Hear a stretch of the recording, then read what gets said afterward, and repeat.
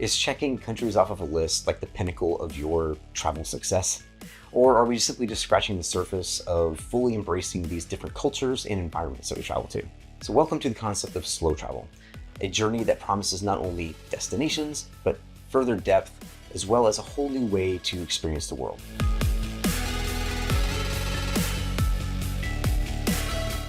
Hey there, we are Joel. And I'm Michelle, and we're the Wandering Hartz. We're helping you live a more abundant life abroad through slow travel. We're on a mission to help digital nomads, early retirees, and others, perhaps like you, incorporate slow travel into your work life or retirement to live a more abundant lifestyle. Now, slow travel is more than just checking countries off a list or even collecting frequent flyer miles.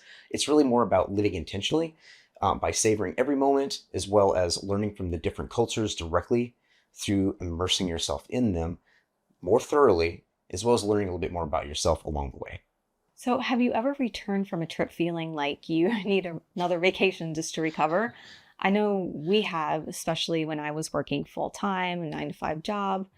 I only had, 2 weeks vacation, which is pretty normal in the United States. So, that left us trying to see every museum, hit all the restaurants, landmarks that we needed to fit into this really, really tight itinerary. So for digital nomads, remote workers, this issue is compounded by the challenge of juggling work commitments with the desire to explore new destinations. Well, what's the result of all of that? Basically, it's burnout. You get superficial experiences in these places that you go. And of course, you leave with this lingering sense that you missed a whole bunch of opportunities, either for deeper connections or even experiences. But what if we told you there's another way? By taking the path less traveled that leads to more meaningful and fulfilling journeys. Slow travel goes beyond sightseeing for us. It's really a mindset and a lifestyle shift that transforms our connections with a destination and also the people in that location. By spending more time in fewer places, we actually unlock quite a few different benefits. Everything from an enriched cultural immersion to actually impressive cost savings, as well as being kinder to our planet with more sustainable practices. Imagine really getting to know local customs, dining where locals eat, not just because it's listed on some top 10 list, but because it's actually really good food enjoyed by those who know best, which are usually the locals themselves. So we found in our travels that we've actually been able to create much deeper bonds with people that we've met, both some of the locals in the different areas, as well as fellow travelers and nomads like ourselves. Also, as we've adapted to slow travel, we've found that it's actually allowed us for a better integration between work and exploration. Like finding that perfect work-travel balance is a lot simpler when you're staying in one place that's kind of more like a home, for a longer period of time versus just like 3 days on a quick stopover. Before we get into the benefits of slow travel, if you're finding this content helpful, make sure you like and subscribe. You can also head over to our website, wanderinghartz.com. We have more in-depth articles about full-time travel, slow travel, and you can even sign up for our newsletter. So now let's talk about some of the benefits of slow travel. First up is living longer in one place. Now, again, when you're doing that, it allows you to settle into a place a little bit more quickly and truly experience the essence of that destination, both its culture and its community. Next up is meaningful connections. This really encourages you to engage with locals and fellow travelers in a more meaningful way by staying longer. Also, minimizing your environmental impact. When you're traveling by train or plane, you're creating a lot of carbon emissions. And so the less often you're actually traveling, these longer distances like that, you're of course contributing less CO2 emissions and of course helping out the environment. Another one is deeper cultural immersion.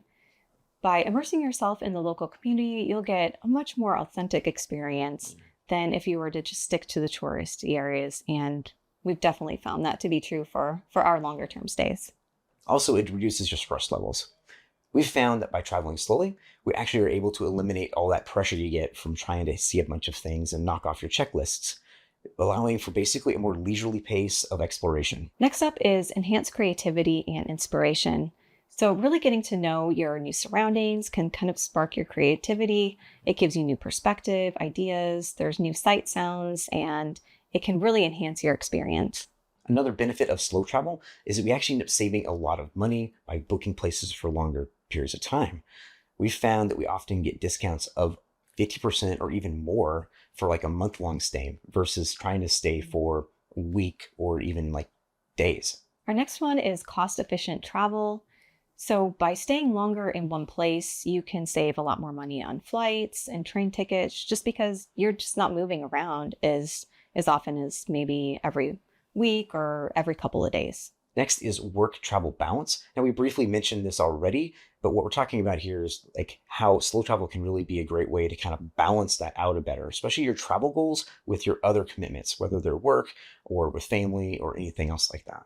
And finally, we found that slow travel really is a lot better for at least our mental health. Yeah.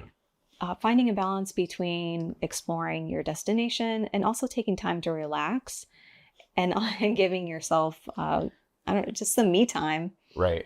has really, really helped us in our travels. Overall, embracing the slow travel lifestyle can truly transform your travel experiences.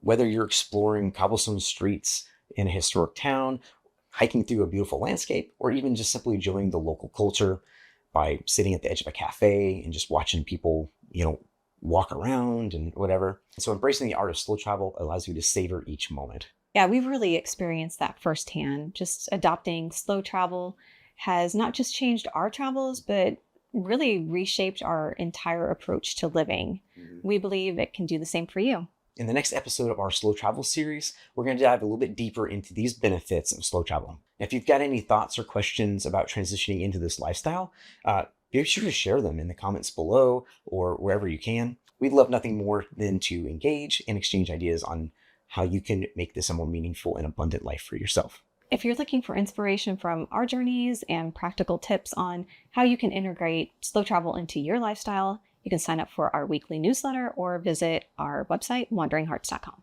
And we encourage you to subscribe and join us as we continue exploring how to live a more abundant life through slow travel. Happy wandering. Happy wandering.